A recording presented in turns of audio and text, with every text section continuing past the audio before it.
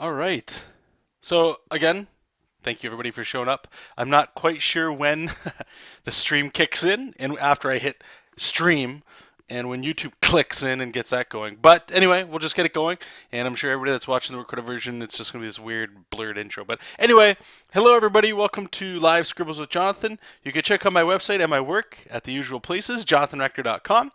And what we're going to be working on today is some more JESOP King stuff. I thought I would talk a little bit more on, or about, I should say, what we were kind of talking about on the last stream of the confusion part and, all the nitty gritty and the kind of gross stuff that I would have to imagine a lot of us go through, and just sort of, where that process is going and all that sort of stuff, as well as we're going to just draw JESOP King pinup.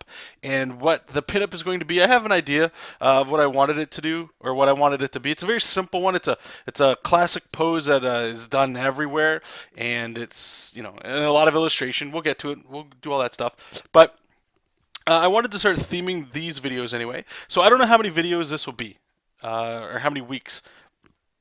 What I would like to do is we're going to start right from concept all the way to the finished piece. That could take 2 episodes, 3, who knows, we'll see. And what finished means is I'm not sure. Maybe we'll get into coloring and all that. But at least it'll be something that we'll build on and we can work and all that sort of stuff like that.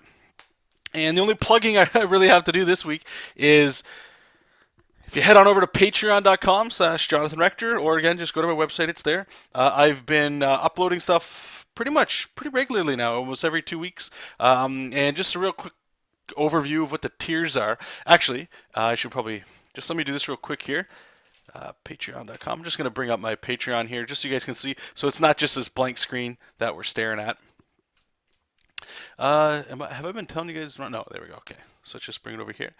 So here we go. So if we just scroll down, I can just show you guys again some of the stuff that's on here. By all means, you guys can read all this stuff, but I just wanted to show you the final version, I guess I should say, for the rewards that we're doing here. So for $1 a month, you'll be able to get in on those bi-weekly sketches that I've been putting up. Again, if you guys remember me talking about what I'm trying to include in that as well is that if I can get away from not just posting an image and like I had some time today and a little blurb, but just a little, just like a very small chunk of like some journaling in a way of art related content. So new things that I'm finding out about, process, all kinds of just fun little things, right? And that's just a little way of saying, an additional way of saying thank you to you guys as well. And it seems very like this a monetary system that I have going in a way. It seems like this is sort of like the standard now in a way for Patreon.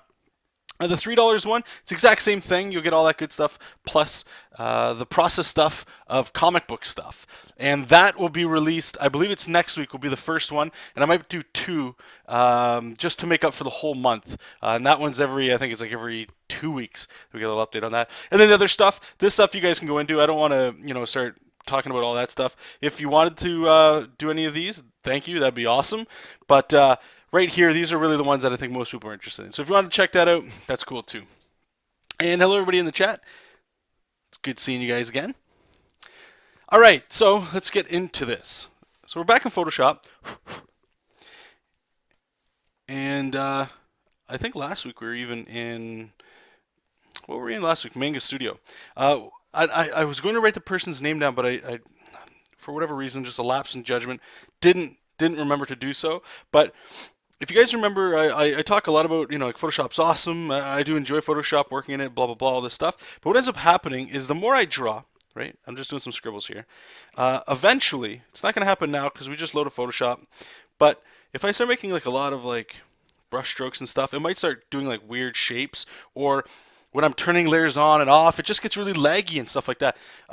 Whoever this gentleman was, and I apologize, I'm going to try to find the name, and I'll post it as a comment in this video as well, so you guys can check them out. Or if you are watching, please leave a comment in the chat as well, or in the comment below of that video, and I'll definitely give you the credit for it. I believe he's got another bunch of other Photoshop tricks and stuff, but this one's huge for anybody else that's working in Photoshop. You just go up here to Edit, Purge, All. I'm going to put, do not show this again. If you look, like my history's gone and everything, and what it sounds, or what I was told it does, is literally just get rid of everything that Photoshop has been remembering. So any history, anything that you have in RAM or and I'm not a big tech guy, but all the stuff that's saved there, it just gets erased. So you sort of start fresh as if you restarted, pardon me, as if you had restarted the actual software, which is huge because that lets me work more in Photoshop. I've actually been doing that at work, my day job, and it's been helping too because I'm using, sometimes I'm like going between files that are like 600 meg up to like 8 to 900 meg files, and I'm just flipping back and forth, opening and closing. And as the day goes on, if you got a really sick computer, maybe you don't have this issue. But anyway, I just wanted to bring that up because it's a really cool thing to have. All right, so what we're gonna do again is that little pinup that I was saying. Let me just get rid of all this here. Now I'm just gonna do some thumbnails here. What I was saying was sort of like that classic kind of pose, a triangle shape. In the very first mini comic that I had at Jessup, he had like this tentacle monster around him. And what I wanted to do in this one is a very similar one. I'm not sure if we're still going to have like the same kind of shot with the fists like he's fighting, but I wanted to have like a bunch of debris perhaps here, like machine parts. Probably fighting isn't the way to go then. You could probably just have him maybe hunch forward like the Thing a little bit. Like he was just in a big battle, and he's kind of like walking off of it. Yeah, I don't mind that one. Just do another one here. Now, there's not too much thought in this one. This one's sort of like a fun. This is just fun pinup stuff. You got a character of your own, and I recommend you guys start trying to develop a character of your own. Whether or not if you're like me, and you just make a bunch of characters and would love to be able to do comics with them, but for a multitude of reasons you don't. It's cool to have a character that you can just sketch on your own. That's not licensed stuff. I think it's because you can I don't know. It's sort of, I don't want to say intimate because I don't want to make it weird, but it's your own creation, right? Like, and you get to just sort of like develop them yourself. It's not like there's a whole bunch of other artists that came along and you're sort of riffing out what other artists have kind of done, and it's there's something about it that's just you, and I think it's good therapy in a way. You can lose yourself in process and things like that, and not, at least I'm speaking to myself on this one, not really worry too much about is the style, I guess, of the character on point, right? And that's not really referring to uh, if the character is on model. I'm not talking about that. I just mean like if I was to draw Wolverine, there's a certain artists that draw Wolverine that I think are awesome, right? And I would want to take a little bit of influence from everybody and then put my version on there too, like I think everybody would do. But when it's your own character, like again for my guy here, I can just sort of like figure him out in the art itself. And that's, I guess, sort of the therapy part is because I lose myself a bit in just designing and trying to figure out what makes this character cool and what do I get out of it. What do I get from drawing all this stuff? Lots. Once I come down to drawing like the next picture after this, these sort of things feed into it. You start to make the history yourself of these characters. Pillowhead. Hey, buddy. John, we learned that in college graphic design class, even Photoshop book tells us. Oh, this purge thing. Oh, okay. So hey, I'm glad you guys know then. I learned Photoshop, I can't even remember, in 1999, 98, and I've been in Photoshop since. Like I learn things all the time with this stuff, and I would never think about doing that. And even in, like, I guess in school, if you went to or took a Photoshop thing, they probably would have taught you there for sure. Yeah. Was it Eric Basser? Am I saying his name? Who left you that tour? He may have been. May have been. And I feel a little bit ashamed that I don't remember his name. Matt is saying I have never had the urge to draw a licensed character. No, really? Not even like a little Spider-Man or a little Kylo Ren or a little My Little Princess Pony, Ninja Turtles. Nothing at all. Not even just like it'd be cool. I guess the urge is maybe what you're talking about. Yeah, you might be right on that one. Okay, so this one here, we're just gonna do one more. Not gonna get too fancy here with this because we can always change whatever the hell he's gonna be on. So I've got one where he's sort of hunched forward, like he's battle damaged, where he just got done a battle. I like that. That feels good. This one here, the second one, I don't mind it. It's heroic. You can put like some planets back here or something like that. So we've got the action, got the heroic. So maybe this one, we're just gonna spice it up. Maybe he's just sitting on it. Maybe he's hunched forward a little bit. I don't want to do the thinking man pose, but maybe he's just, you know what, I already kind of like this one already. Because he'd be here, maybe he's got like a little piece of bread or something in his hand, he's just eating. There's all this rubble underneath of him. Get some clouds or something. I kind of like that one.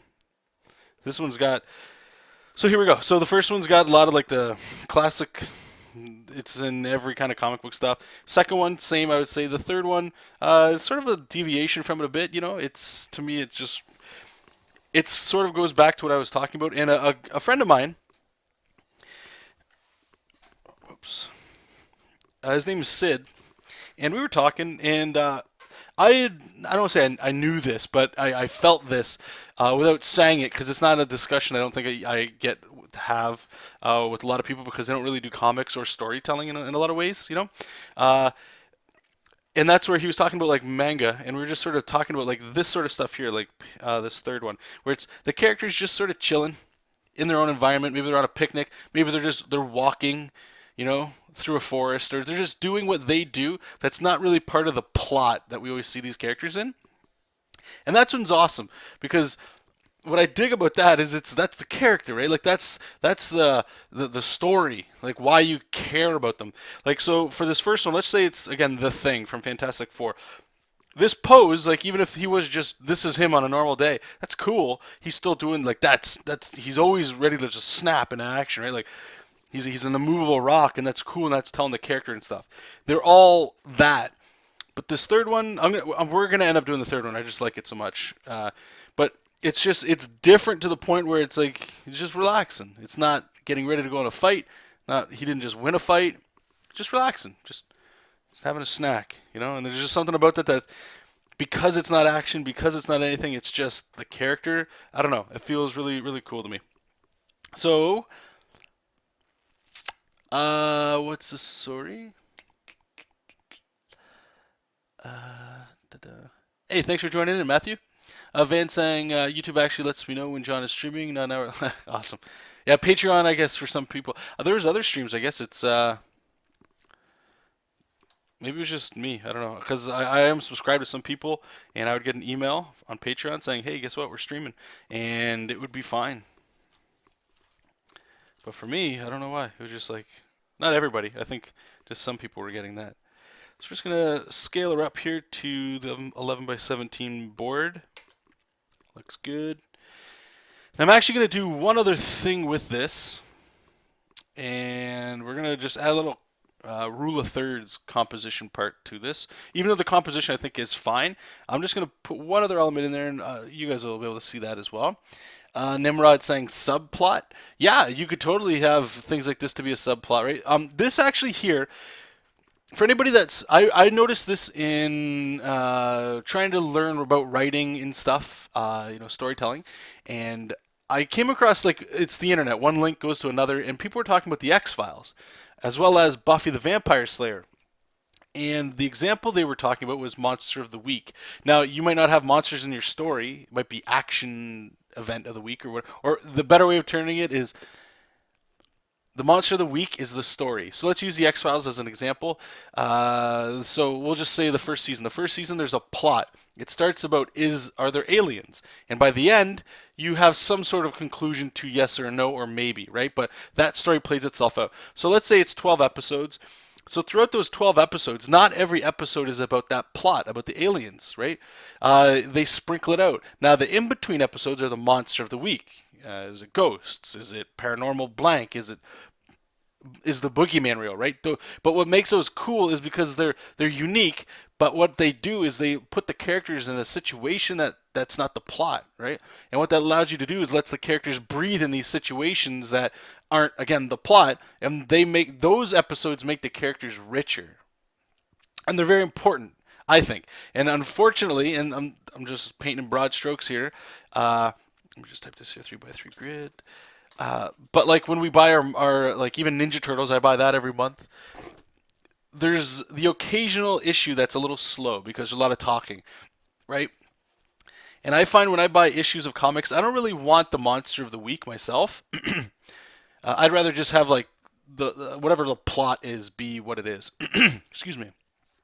However, in saying that, when we get into things like graphic novels, well, those things, right? Those, especially manga, and this is why I adore manga. Whether you like the style or whatever, I don't care. That's not the point.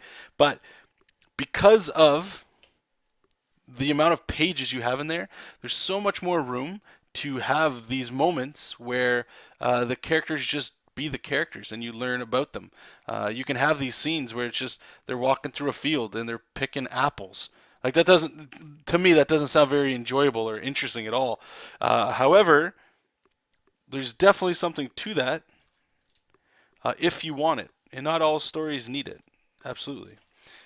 But I like it sometimes in certain stories, I guess. So what I did here is I just went on Google. I do this all the time here for this sort of thing. I'm just going to go to the trim line. I went to Google and I typed in 3x3 grid. And what this is the rule of thirds. For those that aren't familiar, this is how I understand it, and I could be wrong. Just put a multiplier so you can still see underneath of it. So I've divided my canvas into thirds here, so you can see, right? Now, the rule of thirds are usually you'll have like eyes or a focal point in one of these four like corners here, one of these like this. Or you could have, a lot of shots you'll see, you could have, this person in the extreme foreground, we'll say, and then down here you have somebody in the background and they're like looking up at them. A lot of ways you can play with this pretty well, and it does help for sure. So what I like to do is I'll have this in here, and what we're going to do is, now that I have this as scale, I'm just going to move Jesop's head to around here. Actually, here, we'll just leave all that stuff in there. I'm just going to cut them out and just sort of like move them like that. Right? And theoretically, it just makes the composition feel a little bit more meaty in a way. Like it's not as garish on the eyes. It just flows a little better, hopefully, right? And you might not even notice it. And once we put text up here with a header or whatever, you really, really won't notice it. But compositionally, it falls on a resting point, not to the like right where that intersection is, but it's around there. And in a lot of composition books too, cinematography and stuff, they talk about this, which is really cool. Let me just scroll up here so I don't want to miss it. Oh, I should say, I always forget this too. I apologize. If anybody in here has a question, you can notice some people, the people that have been with me for so long, that are able to come to these streams, they type in all capitals. If you have a question that you need help with, drawing anything, arms, whatever, if I can help you out, I'd love to do so. Please just jam it in the comment section here in all capitals. That way I can just see it quicker. That's all. But yes, please, this show is always for you guys too. So if you guys do have anything that I might be able to help you with, I'd love to be able to try and help you out there. Pillow saying I would drink Buffy's bathwater. Well, hello. How about that, eh? Hello. Oh, okay, Van. Yeah, no problem. Who knows? It's just server stuff, right? Unsung is saying, Seung, how do you say your last name wrong? Sorry, buddy. Jar, you may have already answered, but why have you left Picardo for this? I left Picardo because I like YouTube. That's where I started. That's where a lot of things are. And finally, now that I don't want to say finally now, it's been a while, but I'm starting to understand how this live streaming works on here, which is great. Plus, everybody that's already subscribed to me, they get an instant email. So if more people are around, it's not a separate account that people have to set up. It's one of the draws for that is just for you guys and you girls out there that are interested in catching these streams. Hopefully, we'll be able to hit a couple more people at least on the Wednesday show. Other than that, on a productivity standpoint, it's much better for me because once I'm done, it's already uploaded, and I can trim and edit or whatever right from YouTube. I don't have to upload an additional video, which for most people it doesn't really matter to anybody. But if you're into making this kind of stuff, I don't want to be a YouTube video creator per se. Like I love to share stuff, make videos from time to time. Lately, I haven't been making as much as I used to, or that I would like to. But anything that allows me to still do this, and still do my own stuff, not have to get bogged down with editing times and stuff. It helps. So there's some selfish reasons behind it, and hopefully you guys dig it better. You guys let me know. There's some of you, like especially you, that have been in a lot of these shows. You guys let me know. Do you prefer Picardo? Do you guys actually like that one more than YouTube and stuff? Let me know.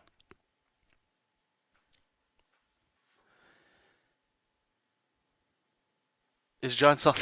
Yes, totally selling out. Totally selling out. Let's put it this way: if I could make money off art, I'll do it. Right? If I can replace most or if not all my income from doing online videos or content, my own stuff, who wouldn't do it? Now, obviously, we're gonna have some. Yeah, there's some rules. There's no late night with John episodes. Clothes are always staying on, that kind of stuff. Okay. Da, da, da. Matador, you don't use Doug Hill's rule of thirds template for Manga Studio? I'm not sure. This is Photoshop right now too, so I'm not. I don't know. I just know like it's just a quick way for me to set it up. There's also this other thing. I didn't want to do it with this because it's 11 by 17, but if you press C to crop, I don't actually know if it's going to do this right now, but yeah. So you see how I'm moving this around? This has been a huge thing too because I can go, all right, so here's my resolution that I want, right? And I can just move this stuff to where it's supposed to be and it'll crop the whole image to that. And this has been powerful, absolutely powerful, especially when you're doing sketches and stuff. And I use that all the time. And that's just by pressing one key. Again, I know a lot of you guys probably know it, but in Photoshop there's lots of ways to do stuff, so it's really cool. Plus saying, John, I drew some JESOP King fan art, but I don't have a scanner to scan it. Oh, that's okay. If you got a phone, just take a picture, send it to me. I know it might not be the best quality and stuff, but yeah, I'd love to share that. Thank you.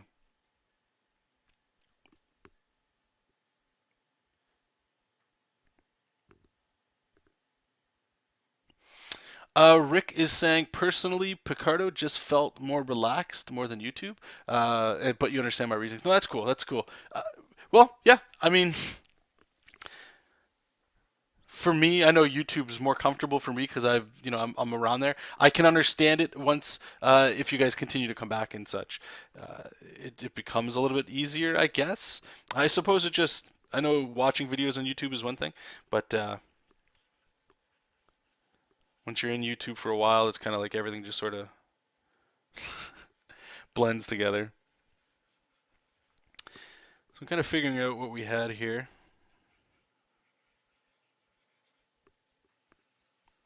So just building more scribbles on more scribbles. Maybe he's looking up or something like that. Figure this out here. The theme song. We'll get the theme song back. Don't worry about that. I was a little late coming to the stream today. That's why. Sorry about that. Matt was saying change always takes some time, but I'd rather stick with YouTube. Okay, cool. Cool. Thank you. Somebody had a question there.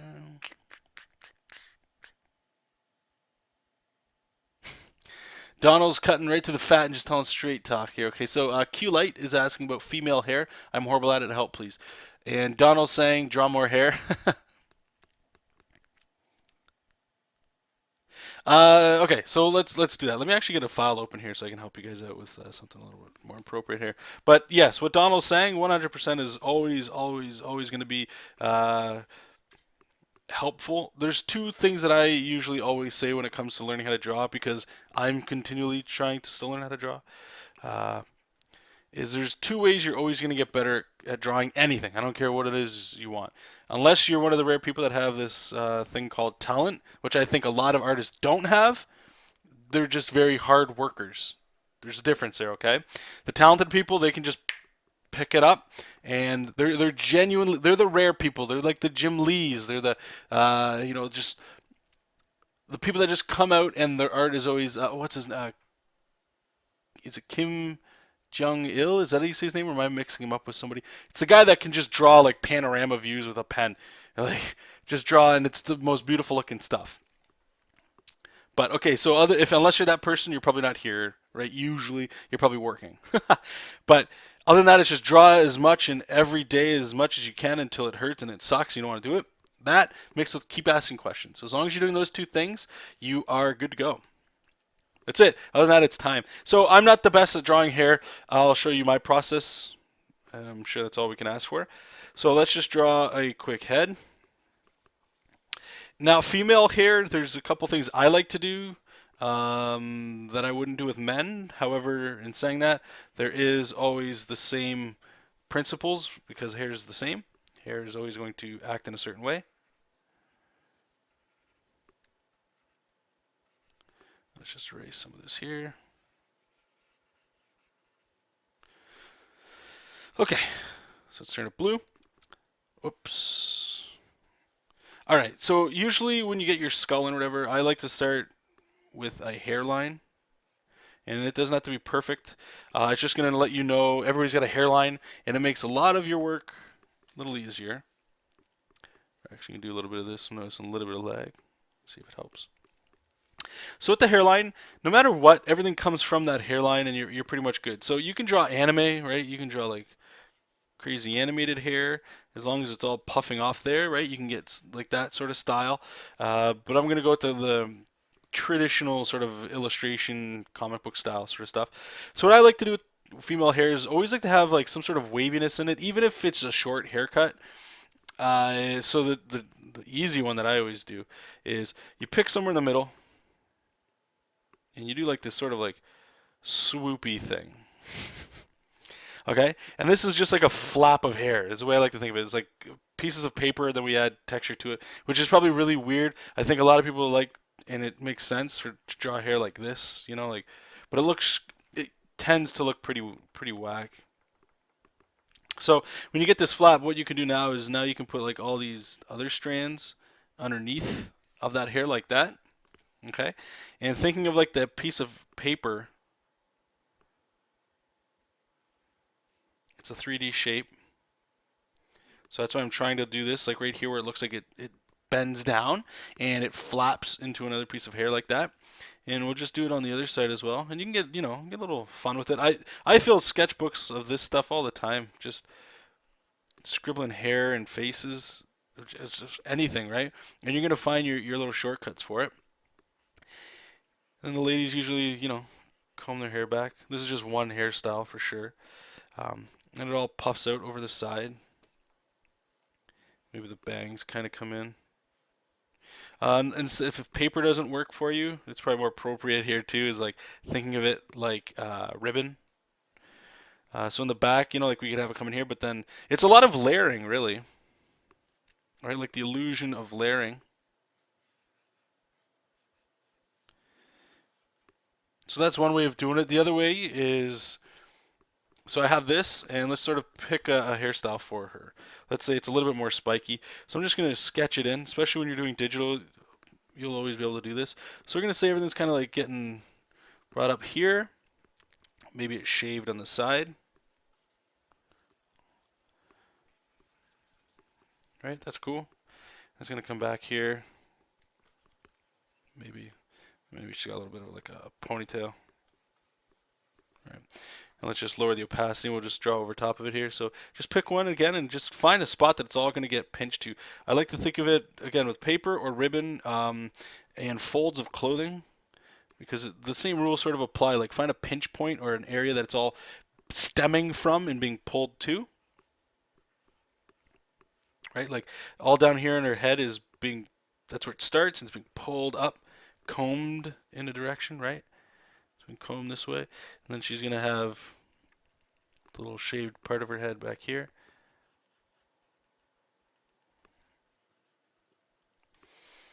A little ponytail again. Trying to fold the shapes like ribbon.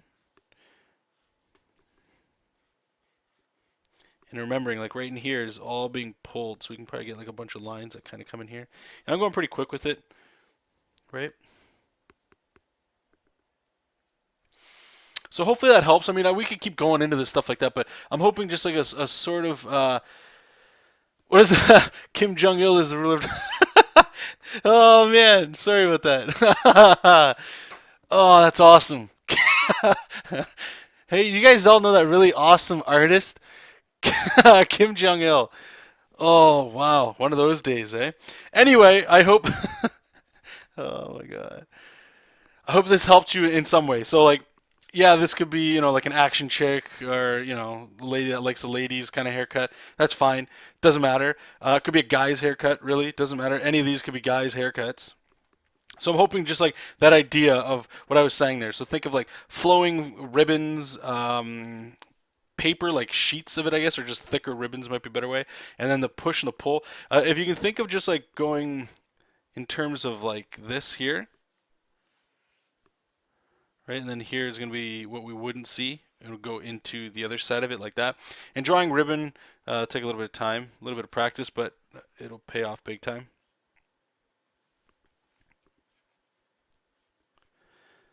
Right, and then we're going to get another flap going this way, back like that. So what you can do is, like let's say this is all being attached to her head, and it's all getting pulled up into that one flap.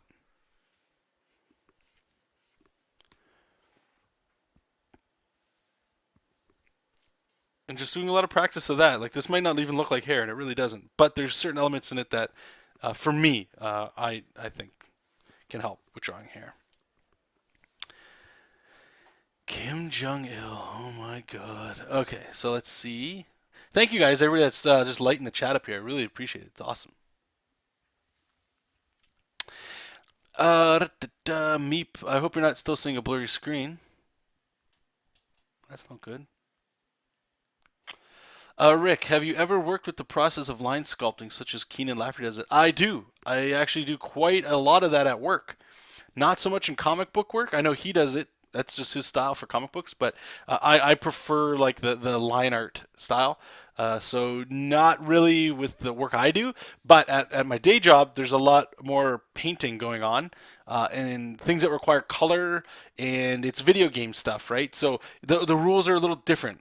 Most of the stuff that we do, it kind of has that painted look, that video game look, right? Not necessarily comic book or illustrative style, but yes, I do. I do that, yes, from time to time. Hey, Keaton, how you doing? Thanks for coming in.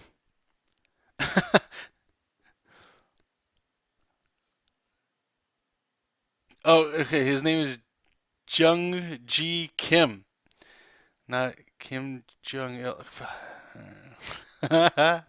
Oh man, awesome. Hey, no problem, Q-Lite. I hope that helped. You got to draw Goku here. It's the only anime character that's. What am I gonna do? Oh, we could draw One Punch Man, and it's just bald characters, right? And that's no fun.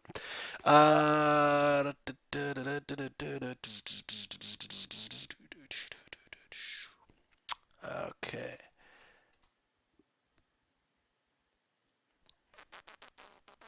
All right, so let's get back to this here. All right, so I kind of looking at this now, I'm kind of not feeling the pose. So I still like the idea of it. So we're just gonna lower it, and we're gonna try to tighten this up a little bit. He's getting the figure is there, so maybe we can just tighten it up some more. He's just kind of getting lost on me here. So let's see if we can actually just sort of get some of his form down a little bit more. Usually in these stages, right, it's all about just getting shapes down. So his head is massive right now. JESOP King's got like a really, compared to his body, it's very hulkish. But I think I gave him too much back going here. So we're gonna have the skull. Skull's pretty much done. Let's figure out where his neck's gonna go. Right, he's got a pretty beefy neck. Put a little spot here for his collarbone. So instead of actually coming over like this, just gonna bring it down a little bit just to help bring his shoulder down because he's going to, he's just relaxing. He's still got these big, massive shoulders though. And because we got that little anchor there, that'll help us find out where the pecs are gonna go. Um, our neck muscle goes into that, which also helps break out your. I forget the name of these muscles. Your lats? No, your traps. That's what it is.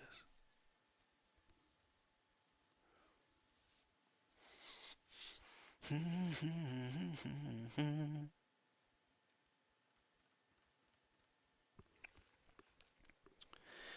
we can just get these cylinder shapes kind of coming down here. Just want his hand resting. So maybe we can bring it in a little bit this way. Trying to find like a natural pose for his hand to be in. Let's just flip it to change it so we can see it again fresh with our eyes. Yeah, I don't really like the way this is going here. So sometimes this is the way she goes. How's she going, eh? And go here, we'll get the other arm kind of coming down here. So if you can see what I'm doing, I'm trying to bring the shoulders forward like he's, he's still hunching forward. And here you can just, this is where you can nonchalantly just be holding something, some food. Just trying to think here. Maybe there's an opportunity here we can have. All right, let's make him happy. We're going to have the big cheeks. He's going to be eating, but in true JESOP King fashion, he's going to share. So you get his hands here like this. Maybe he's got, I don't know, whatever the hell it is, and we can make like some bird-like characters. Just kind of hanging out. And again, what this does, right? Like, and this is what I'm talking about. When you can do, when you give yourself a chance to create your own characters, and if you take the time, or just be willing to draw something other than action, just for yourself even. This is where you can get little elements in that can help you bring your characters a little bit more like back to life, right? So what we were initially doing was fine; it was still working.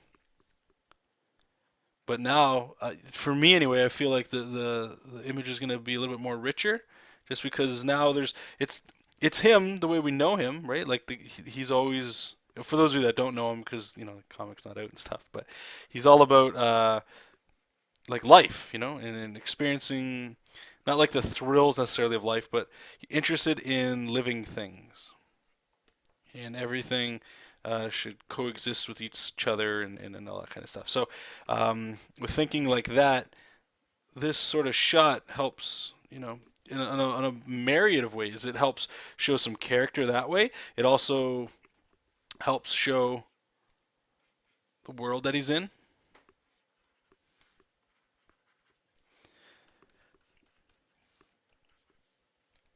And it also makes him appear, I would think anyway, as more of like a good guy, right? Just chilling on like a rock or something. And originally this was all going to be debris, like I said, right? But debris, rocky stuff, that works too. And it's not some crazy angle. I'll save all the crazy angle stuff for like the action shots. But even here, I'm going to bring like, I don't know if these are going to be roots or part of this like alien planet kind of stuff. But everything's pointing at him. So that no matter where we look in the image, I want everything pointing at him, which is again another additional compositional thing, right? So again, if we bring this little up here, so where do we got our points at? So I actually need to bring it down just a little bit. Actually, let me just see something. We might be able to, whoops.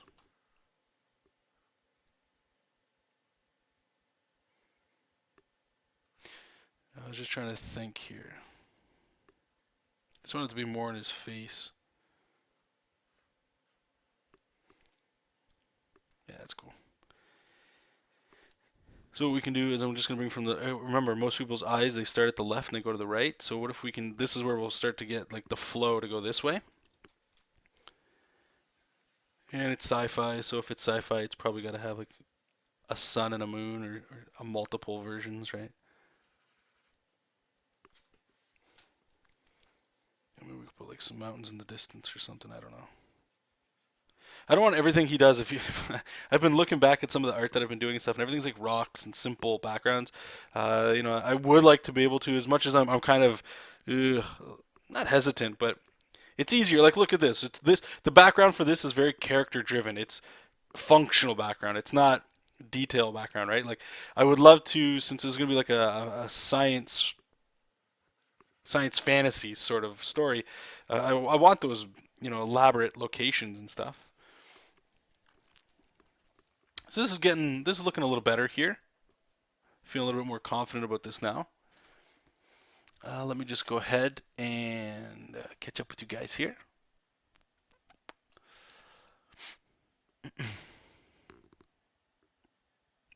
Oh, the diameter of the ship. Yeah, I forgot. Yeah, well, yeah, that's true.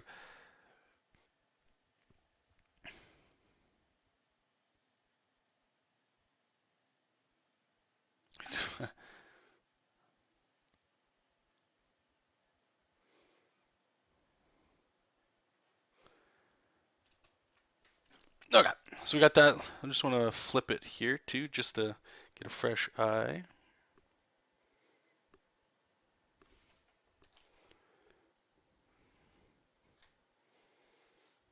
Okay, cool. All right, so we're gonna just turn everything to blue yet again, and this time this will most likely be our final pass before we get into the tight line art.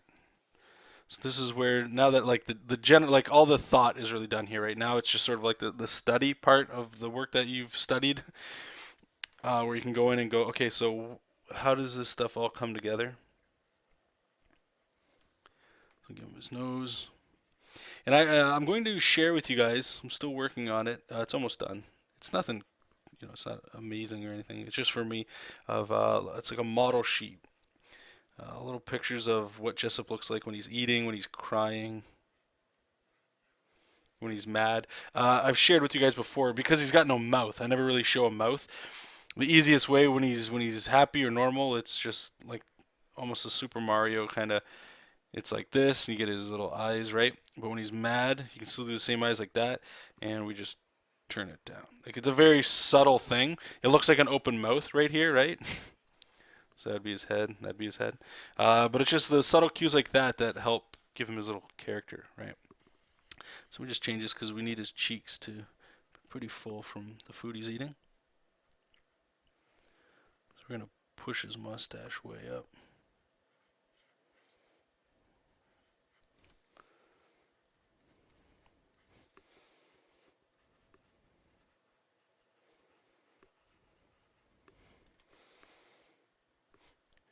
And if you guys are doing any fan art, thank you. But here's a little tip for you guys. So the way I draw his eyes is, you see that line that we always draw like right here when we're dividing a skull? I use that same line because it's usually got a curve to it, right? And that curve helps us so much when, especially with something like this, because it's just a simple head. And then I just put like a little like triangle shape. And that's it. That's how you do his eyes. Very simple. And put a little like dimples in there. And to help with his animation and show motion again is, of course, the like cartoony kind of eyebrows, right? So at least now it's feeling a little bit more like he's eating, he's doing some stuff here, right? It's Meepa saying asteroid belt tipping down towards the figure around the fire planet. Let's do it. I like it. Sounds like a very good idea. So let's just go back to our blue line here. Okay. Very smart.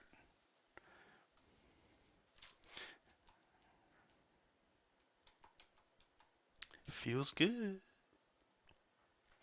So he's Asian? Nah, he's not. I think of it more like the inspiration I get for his eyes are Ed McGuinness. The way he drew Superman. Let me just pull him up here for you guys so you can see it.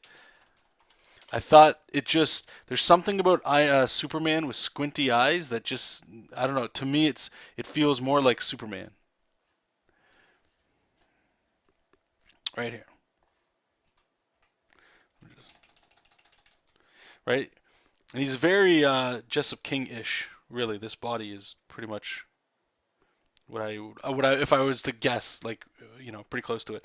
But yeah, these squinty eyes, they've got a lot of power to them. There's something about it. There's power and there's character to it, and I dig it. I thought it was really cool. John, we can't post web addresses in the chat. How am I supposed to plug my stuff? Oh, you can't? Let me see if there's a setting I can turn on. Automatically block spam messages. Let me turn that. Try posting stuff now. If not, I can take a look into that for you guys.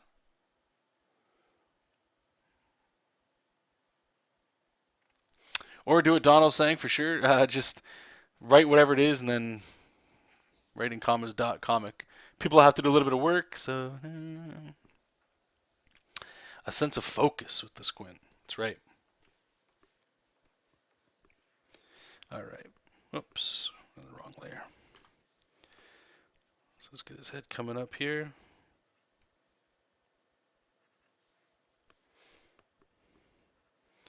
And again, if you remember, I was just what we were talking about with the hairline. And we go 1, 2, 3. Another one on the other side.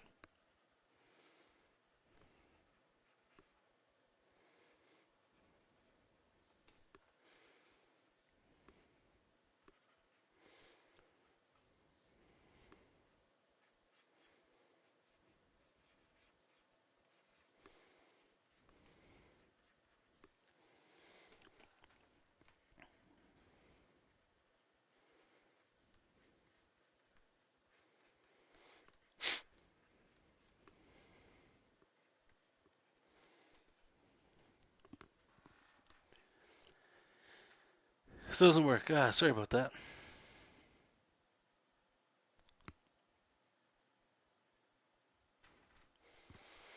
Yeah, now you're going into the real science of it, eh?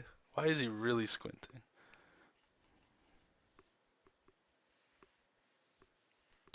There's a video I would like to release for you guys.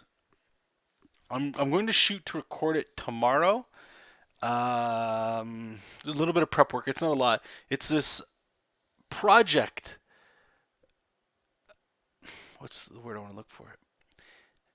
The Cliff Notes version. You can look for it online right now, and I'll obviously be linking it in the video when I describe it because that's where I heard it, and it's for game development, but I changed up some of JESOP King based off of that video that I watched because it was so I don't want to say eye opening.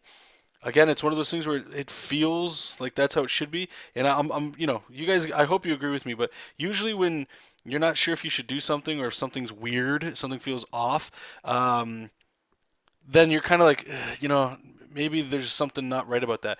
But if something feels like, yeah, that of course that makes sense, but you're not doing it, it's probably in your best interest to do it, and there's probably some truth to it. Anyway, long story short, and I'll get into that video later. It's for Darkest Dungeon, a game that just came out yesterday, I believe. But the creative or slash art director, they have a very small team. I think it's like 4 guys made that game. And what his job was to what is the game and like what is the design, and that basically lets everything else is based off that. So he works it in 3 stages. I'm just going to do it really crudely here. So we've got the soil, the tree trunk, and the tree branches. Okay, so the soil is like the heart and soul, the why are you doing it and what is it. Okay, this is like let's use I don't know. The Darkest Dungeon game. We'll use that for an example. So here, what they were saying was, we really like the Mike Mignola look, Hellboy, that style of art mixed with Lovecraft and mixed with games we like that are roguelike, like Dark Souls, things where you die and they're extremely punishing. That's the soil.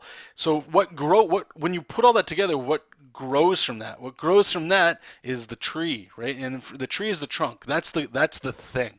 That is what's coming from it. And in the video, I'll describe how I ended up doing it with JESOP King.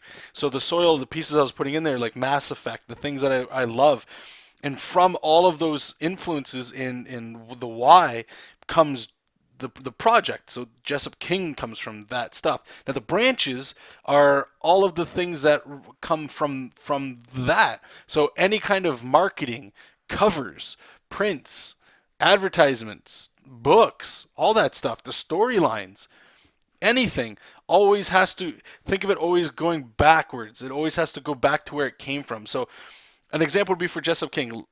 You guys will see it. Like let's just say all of a sudden I said uh, one of the advertisements I put there was JESOP King riding a unicorn. Well, it might be cool, might get some clicks because it's what but what that does is it weakens the thing. It weakens the project as a whole because it's not coherent. It's not together anymore. It's fragmented. And this isn't, you have to listen to all of this. This isn't how things go. But I just found that working like that, it makes so much of your decisions and everything easier. If you forget, you're like, ugh, I don't want to do this today. You can go back to the soil. You can go back to the what is it that got me interested in this, and just start looking through that stuff. Play the game. Watch the movie. Watch a clip on YouTube. Look at your favorite artist that it's inspiring that stuff, and that stuff will keep it going. And because of that, the project gets better because of it. So does that make sense to you guys? Hopefully you guys will watch that video. You guys get a little bit more of it. But the idea behind it again is it's changed out. It's changed so much of my I don't say my perspective. Again, it sounds like it's something right, and that doesn't sound like, well, to me it sounds like it's, of course. Why wouldn't you do that? There's no reason you would start deviating so much. It's, of course. Why would you not do that? And because of that, it's like, okay, well then there's some truth there that we're gonna need to bring into whatever it is that we're doing. And again, that's this. So like, let's just say you're working on like a Marvel DC book, the same sort of thing. And there's got to be a little bit of wiggle room, I guess, into when you kind of stand up and say, no, I don't think adding that helps. It actually takes away. Okay, so if we're using JESOP King again, let's say one of the examples, uh, I read a comic or something, and it's like, or I come up with an idea in the shower. I get a lot of ideas there. I hope you guys do too. And it's like, oh, it'd be cool if JESOP King on a Robo Unicorn. I'm just gonna stick with that. And it's like, yeah, it'd be so cool, so cool. Like, yeah, I think I could make it work. It could definitely work. Unicorns are popular. Or like I just watched a really cool unicorn movie or something. It's like, man, there's something really like they did it in a way that was awesome. So when I come back and I start to try to figure a way to like put that in, I can go back and just look and look at what is the project. Don't lose sight of what it is that you did or why you're doing it. And you can go there and like be very objective with yourself and go, does it fit that? Does it belong in there? And if it doesn't, it's gone. It can't stay. And because of that, if you can be regimented enough like that, whatever it is you're working on will be better because of it. Because it's tight. It's all together. It's working together, right? It's not just pieces of things. It is a thing. And this is where the rainbow shoots across the screen. The more you know. Okay.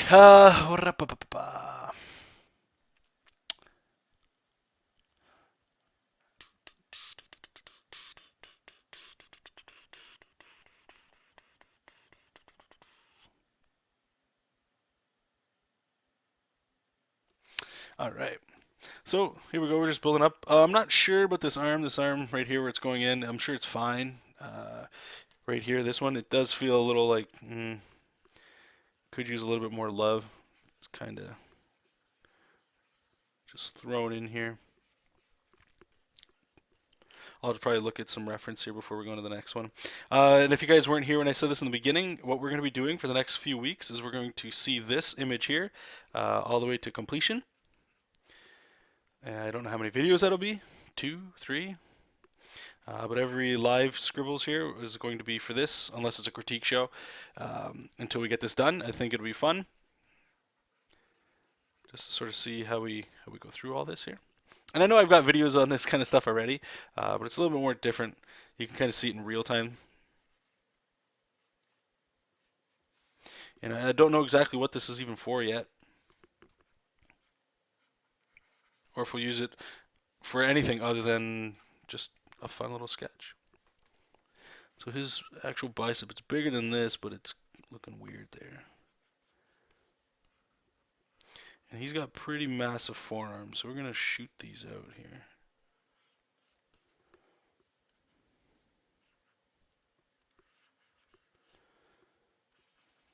And we're going to adjust his shoulder here.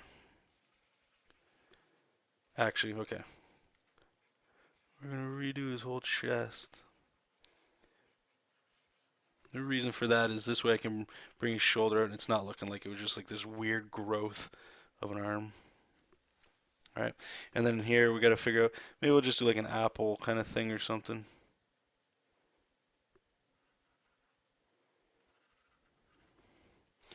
And then all the little He'd have little like eating chunks coming from his mouth. Yeah, we're gonna have to fix his arm here, figure out what's going on.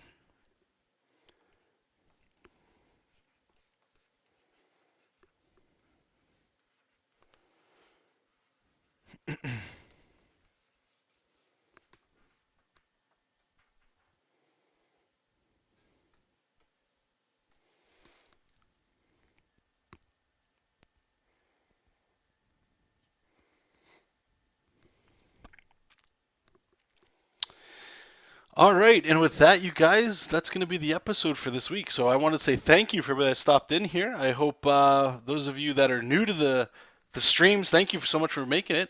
If you weren't able to join the stream, you're probably watching it here on YouTube. And if you'd like to try and catch it next week, this show is every Wednesday from 8 to 9 p.m. Eastern Standard Time. And if you're not on my channel here on YouTube, by all means, please hit subscribe if you like what you saw today. I'm going to try to, like I say every week, get at least an extra stream going throughout the week. I should be able to stream tomorrow. Probably working on actually some JESOP King stuff. I have to double check my to-do list to make sure that that's good to go. And we're going to get a video out Friday. I'm going to try very hard to get it done on Friday. Sort of just talking about what I was talking about just now about the soil and the trunk. If you're interested in that stuff for your own personal project, hopefully you can look forward to that. And if you wanted to share the video with your buddies, that'd be great too. And by all means, please check out my website, jonathanrector.com. You guys can find the store, all kinds of goodies on there. And by all means, hell, just go back to the channel and look through all the stuff if you're interested in comics and drawing and things. And I would hope, there's some video that I've done over the last, whatever, how many years we've been doing this, that there's something there that'll be able to help you out if you got any kind of problems. And if you need any help with anything, please, again, go to my site. There's a bunch of links on there for you to contact me. Send me an email, a message, anywhere you can. And I do my best to answer everybody, and I'll help you out if I can. So, no, there's no outro song just yet. Hopefully next week we'll have the intro song back. For those of you that don't know the intro song, it's Raining Men. Fabulous song. It's fabulous. And our outro song, I think we changed up. It's been a little while. But anyway, I'm going to head off or take off you guys here. I got to finish some other stuff. And if you guys are working on projects and stuff, I wish you guys all the best. And until next Wednesday, like usual, keep reading comics, keep making comics, and I'll see you guys then. Bye-bye.